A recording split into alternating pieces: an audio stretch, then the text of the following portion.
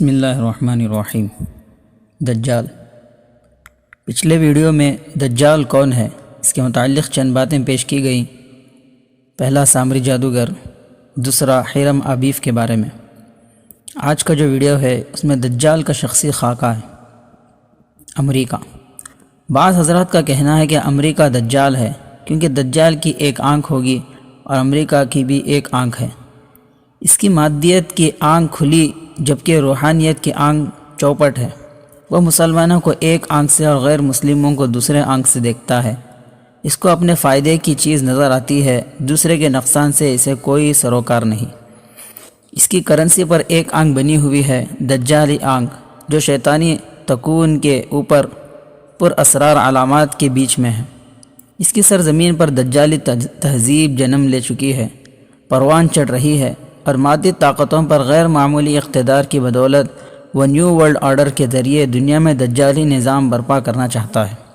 اس کے ایک صدر جو جوتا کھا کر رخصت ہوا، یعنی بش کا بیان ریکارڈ پر ہے: مجھے خدا کی طرف سے براہ راست ہدایات ملتی ہیں۔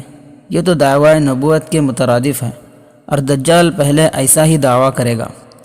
صدر صاحب موصوف یہ بھی فرما چکے ہیں: ہم تمہیں پتھروں کے دور میں بھیج دیں گے۔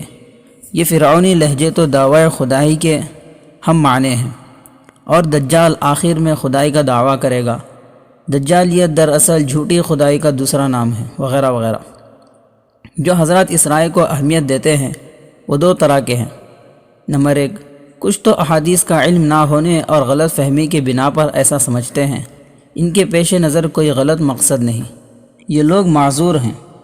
نمبر دو، کچھ جان بوجھ کر کسی خاص مقصد، مثلا یہودیت کی خدمت اور مسلمانوں کو دجالی فتنے سے بے خبر رکھ کر دجال کی راہ ہموار کرنے کے لیے ایسا کرتے ہیں۔ یہ خود دجال ہیں، کیونکہ حدیث شریف میں آتا ہے کہ الدجال الاکبر سے پہلے 30 جھوٹے دجال نکلیں گے۔ ایک حدیث میں تو 70 سے کچھ اوپر دجالوں کا ذکر ہے۔ دونوں باتیں اور دونوں اعداد اپنی جگہ درست ہیں۔ کچھ دجال بی کیٹیگری کے ہوں گے، کچھ سی کیٹیگری کے۔ پہلے 30 ہوں گے، دوسری قسم 70 سے کچھ اوپر ہوگی۔ احادیث کو جس نے سرسری نظر سے بھی دیکھا ہے اسے یقین ہے کہ دجال کوئی ملک نہیں، ایک متعین شخص ہے جس کو انسانوں کی آزمائش کے لیے غیر معمولی صلاحیت اور طاقتیں دی گئی ہیں، لیکن وہ ان کو ہمیشہ غلط مقاصد کے لیے استعمال کرے گا۔ حضرت مولانا ابو الحسن علی ندوی رحمۃ اللہ علیہ دجال اور دجالیت پر اپنی مشہور کتاب معرکہ ایمان و مادیت کے صفحہ نمبر 135 پر فرماتے ہیں: جن احادیث میں دجال کا ذکر آیا ہے اور اس کے اوصاف و علامات بیان کیے گئے ہیں وہ تواتر معنوی کے حد تک پہنچ چکی ہیں۔ ان میں اس بات کی صاف وضاحت ہے کہ وہ ایک معین شخص ہوگا جس کی کچھ معین صفات ہوں گی۔ وہ ایک خاص اور معین زمانے میں ظاہر ہوگا جس کی صحیح تاریخ اور وقت سے ہم کو آگاہ نہیں کیا گیا ہے۔ نیز ایک معین قوم میں ظاہر ہوگا جو یہود ہیں۔ اس لیے ان تمام وضاحتوں کی موجودگی میں نہ اس کے انکار کی گنجائش ہے نہ ضرورت۔ احادیث میں اس کا بھی تعین کر دیا گیا ہے کہ وہ فلسطین میں ظاہر ہوگا اور وہاں اس کو عروج و غلبہ حاصل ہوگا۔ در حقیقت فلسطین وہ آخری سٹیج ہے جہاں ایمان و مادیت اور حق و باطل کی یہ کشمکش جاری ہے اور منظر عام پر آنے والی ہے۔ ایک طرف اخلاقی اور قانونی حقوق رکھنے والی قوم ہے جن کا سب سے بڑا ہتھیار اور سب سے بڑی دلیل یہ ہے کہ وہ دین اور دعوت اللہ کے حامل ہیں اور انسانیت کی فلاح اور مساوات کے داعی ہیں۔ دوسری طرف وہ قوم ہے جو ایک خاص نسل اور خون کے تقدس و برتری کی قائل ہے اور پورے عالم اور انسانیت کے سارے وسائل اس نسل اور عنصر کے اقتدار و سیادت کے اندر لے آنا چاہتی ہے، اور فنی صلاحیتوں اور علوم طبعیہ کے وسائل و ذرائع کا بہت بڑا ذخیرہ اس کو حاصل ہے۔ انسانیت کے اس حقیقی اور فیصلہ کن معرکے کے آثار مشرق عربی اور مشرق اسلامی کے افق پر اب ظاہر ہو چکے ہیں، اور حالات و واقعات وہ مناسب فضا اور ماحول تیار کر رہے ہیں جس میں یہ کہانی اپنے سچے کرداروں کے ساتھ دہرائی جائے گی۔ اس عبارت کو غور سے پڑھا جائے تو مضمون کے شروع میں دیے گئے تینوں سوالات کے جوابات آ جاتے ہیں: دجال کون ہے، کہاں ہے، کب برپا ہوگا؟ لیکن فی الحال ہم ان تینوں کی تشریح نہیں کرتے۔ اس وقت ہم پہلے سوال پر چل رہے ہیں: خلاصہ کلام یہ ہے کہ اگرچہ امریکہ کی دجالی خصوصیات میں شک نہیں، لیکن وہ دجال نہیں، البتہ امریکہ کی تہذیب جو سراسر مادیت پرستی پر قائم ہے دجالی تہذیب ضرور ہے، بلکہ دجال اپنے ظہور کے بعد جو کام دنیا میں کرے گا، امریکی استعمار یہود کے ورغلانے سے دجال کو سچا نجات دہندہ سمجھ کر اس کی راہ ہموار کر رہا ہے۔ دجال کو حقیقی آسمانی خدائی کے مقابلے میں فرضی زمینی خدائی کے لیے جو وسائل درکار ہیں، امریکہ بلکہ پورا مغرب انہیں مہیا کرنے کے لیے دن رات سائنسی تحقیقات میں لگا ہوا ہے۔ یہودی سائنسدانوں کے ساتھ مل کر نت نئی محیر العقول چیزیں ایجاد کر کے اس کے عالمی حکومت کی بنیادیں مضبوط کرنے میں اپنا سارا زور صرف کر رہا ہے، لیکن اس سے کچھ کے باوجود امریکہ دجال نہیں، کیونکہ دجال کسی ملک یا حکومت کا نام نہیں، ایک متعین شخص کا نام ہے۔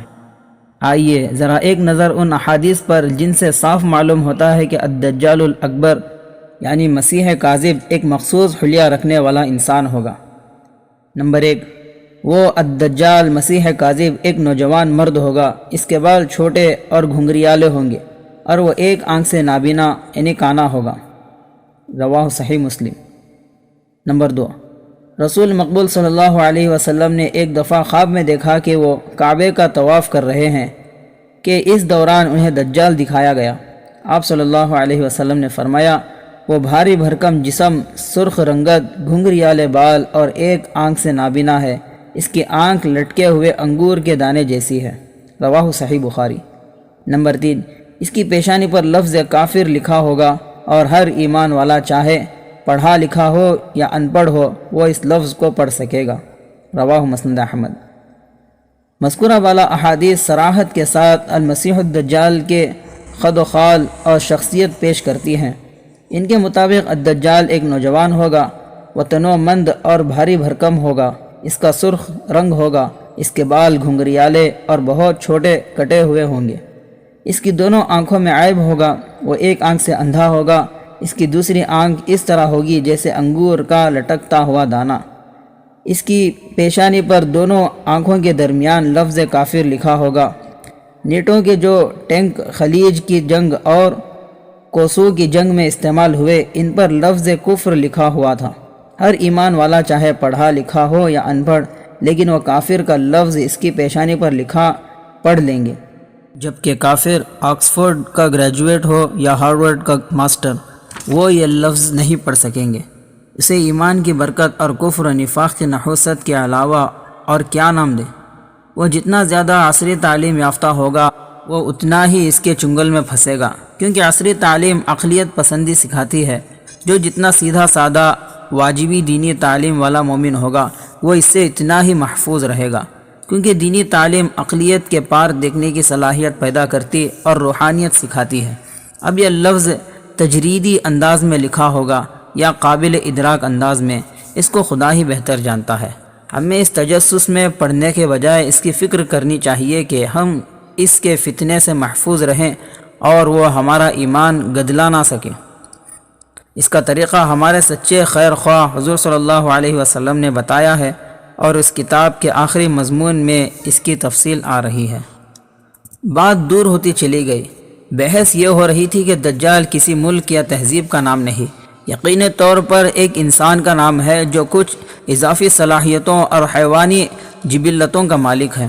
اللہ تعالیٰ نے انسانیت کی آزمائش کے لیے اسے عام انسانوں کی سمجھ میں نہ آنے والی کچھ قوتیں عطا کی ہوں گی، جن کی بنا پر اسے فریب دینے کی زبردست صلاحیت حاصل ہوگی۔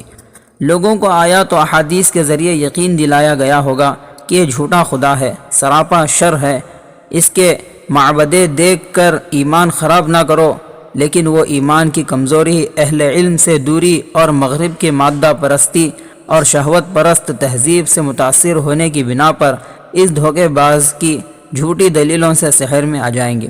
جب سے اللہ نے حضرت آدم کو پیدا کیا، دنیا میں کوئی فتنہ دجال کے فتنے سے بڑا نہیں ہوا، اور اللہ نے جس نبی کو بھی مبعوث فرمایا اس نے اپنی امت کو دجال سے ڈرایا ہے، اور میں آخری نبی ہوں اور تم میری بہترین امت، وہ تمہارے ہی اندر نکلے گا۔ اگر وہ میری موجودگی یعنی زندگی میں نکلا تو ہر مسلمان کی طرف سے اس کا مقابلہ کرنے والا میں ہوں، اور اگر میرے بعد نکلا تو ہر مسلمان اپنا دفاع خود کرے گا، اور اللہ ہر مسلمان کا محافظ و نگہبان ہوگا۔ وہ شام و عراق کے درمیان ایک راستے پر نمودار ہوگا، پس وہ دائیں بائیں ہر طرف فساد پھیلائے گا۔ اللہ تعالیٰ کے بندوں، تم اس وقت ثابت قدم رہنا، میں تمہارے سامنے اس کی وہ علامات بیان کیے دیتا ہوں جو مجھ سے پہلے کسی نبی نے بیان نہیں کی۔ وہ سب سے پہلے تو یہ دعویٰ کرے گا کہ میں نبی ہوں، حالانکہ میرے بعد کوئی نبی نہیں۔ پھر یہ دعویٰ کرے گا کہ میں تمہارا رب ہوں، مگر اسے دیکھنے والے کو پہلے ہی نظر میں ایسی 3 چیزیں نظر آ جائیں گی جن سے اس کے دعوے کی تکذیب کی جا سکتی ہے۔ نمبر 1، ایک تو یہ کہ وہ آنکھوں سے نظر آ رہا ہوگا، حالانکہ تم اپنے رب کو مرنے سے پہلے نہیں دیکھ سکتے، تو اس کا نظر آنا ہی اس بات کی دلیل ہوگی کہ وہ رب نہیں۔ نمبر 2، وہ کانا ہوگا، حالانکہ تمہارا رب کانا نہیں۔ نمبر 3، اس کی دونوں آنکھوں کے درمیان کافر لکھا ہوگا، جو ہر مومن پڑھ لے گا، خواہ وہ پڑھنا جانتا ہو یا نہ جانتا ہو۔ یہ تو سیدھی سادی بات ہوئی کہ دجال جناتی قوتوں کا حامل ایک نیم انسانی نیم جناتی قسم کی آزمائشی مخلوق ہے۔ پس مسلمان شام کے جبل دخان کی طرف بھاگ جائیں گے اور دجال وہاں آ کر ان کا محاصرہ کر لے گا۔ یہ محاصرہ بہت سخت ہوگا اور ان کو سخت مشقت میں ڈال دے گا۔ پھر فجر کے وقت حضرت عیسیٰ ابن مریم نازل ہوں گے۔ وہ مسلمانوں سے کہیں گے، اس خبیث کذاب کی طرف نکلنے سے تمہارے لیے کیا چیز مانے ہے؟ مسلمان کہیں گے کہ یہ شخص جن ہے، لہذا اس کا مقابلہ مشکل ہے۔ رواہ مسند احمد، مستدرک حاکم۔ شارحین حدیث کا فرمانا ہے کہ دجال کی شعبدہ بازی اور مسمریزم وغیرہ کو دیکھ کر شاید بعض مسلمانوں کو اس کے جن ہونے کا گمان ہو، یا ممکن ہے مسلمان یہ بات بطور تشبیہ کے کہیں کہ اس کی حرکتیں اور ایذا رسانیاں جنات کی طرح ہیں۔ اگر بالفرض دور حاضر میں یہودی سائنسدانوں کی ہوش ربا ایجادات اور محیر العقول تجربوں کے تناظر میں دجالی شخصیت کو دیکھنا چاہیں تو دجال کی تصویر کچھ یوں بنتی دکھائی دیتی ہے۔ ایک ایسا آدمی جو مختلف شعبوں میں محیر العقول مہارت کا حامل ہو، جو سپرمین قسم کا آدمی ہے، جو بیک وقت انجینئر، ڈاکٹر، سائنسدان، سیاستدان، شاعر، مقرر سب کچھ ہے، جس کے لیے ناممکن کوئی چیز نہیں۔ ہر چیز کو وہ اپنی دسترس میں لے سکتا ہے۔ اگر جدیدیت سے متاثر کوئی شخص پوچھے آخر یہ کیسے ممکن ہوگا، تو اس کا جواب یہ ہے کہ آج کل یہ پوری طرح ممکن ہو چکا ہے کہ ایک انسانی دماغ کی پوری میموری کمپیوٹر میں فیڈ کر دی جائے۔ آکسفورڈ کی پروفیسر ڈاکٹر سوسن گرین فیلڈ نے آج سے 10 سال پہلے سائنسدانوں کے ایک اجتماع سے خطاب کرتے ہوئے کہا تھا، اب ہم اس قابل ہیں کہ ایک انسان کی پوری یادداشت یعنی میموری کو کمپیوٹر میں ڈاؤن لوڈ کر لیں، جو تقریباً 100 ٹریلین خلیوں یعنی سیلز پر مشتمل ہوتی ہے، اور جن میں 100 بلین خلیے گفتگو کرنے کے لیے استعمال ہوتے ہیں۔ ذرا سوچئے آج 10 سال بعد وہ اس منصوبے میں کہاں تک پہنچ چکے ہوں گے۔ ایک طاقتور ممکنہ حقیقت جس کا انکشاف ڈاکٹر سوسن نے نہیں کیا، یہ ہے کہ عمل معکوس یعنی ریورس ایکشن زیادہ آسان ہے۔ عمل معکوس یہ ہے کہ میموری کسی کمپیوٹر سے انسانی ذہن کو اپلوڈ کی جائے۔ اس صلاحیت کے ساتھ کانٹ چھانٹ حذف کرنے اور مہارتوں کو نمایاں کرنے کی قوت بھی آتی ہے۔ مثال کے طور پر ایک پی ایچ ڈی انجینئرنگ رکھنے والے آدمی یا کسی ممتاز انجینئر کی یادداشت یعنی میموری کے ساتھ ایک بہترین سرجن اور سائنسدان کی یادداشت بھی اپلوڈ کر دی جائے تو ایک سپرمین کی تخلیق کا راستہ ہموار ہو جائے گا۔ ایک ایسا آدمی جو سب شعبوں میں مہارت رکھتا ہوگا، بہترین انجینئر، سائنسدان، سرجن، سیاستدان، عالم، مقرر، شاعر، منصوبے ساز، مینجمنٹ کا ماہر، نیو ورلڈ آرڈر کا مثالی آدمی، بنی داؤد کا عالمی بادشاہ، الدجال الاکبر، الملعون الاعظم۔ مغرب کے تجربہ گاہوں میں اس پر دن رات کام جاری ہے۔ آپ ذرا تصور کریں، انسان کی شخصیت اس کی یادداشت ہی تو ہے۔ اگر یہ یادداشت کسی سے چرا لی جائے تو وہ نہیں رہے گا جو وہ تھا۔ اسی طرح اگر ایک فرد کی یادداشت دوسرے فرد کو منتقل کر دی جائے تو وہ شخص بن جائے گا جس کی یادداشت چرا لی گئی تھی۔ اس طریقے سے میموری کو زندہ رکھ کر انسان کو جامع، مانع اور دائمی بنا لیا جا سکتا ہے۔ دجالی وقتی طور پر غیر فانی لگے گا، لیکن اس سب کچھ کے باوجود اللہ تعالیٰ کی نظر میں اتنا حقیر، پست اور ذلیل ہوگا کہ اللہ تعالیٰ کو اور اس زمانے کے اہل ایمان مقربین کو اس کی کچھ پرواہ نہ ہوگی۔ جیسا کہ یہودی سائنسدانوں کو فرضی سپرمین بنانے کے وسائل مہیا ہونے کی اللہ رب العالمین کو کوئی پرواہ نہیں، سائنس کے میدان میں ان کی ساری کوششوں کے باوجود ان پر ذلت و خواری کی مہر ان کو راستہ نہیں دے رہی ہے۔ واللہ اعلم۔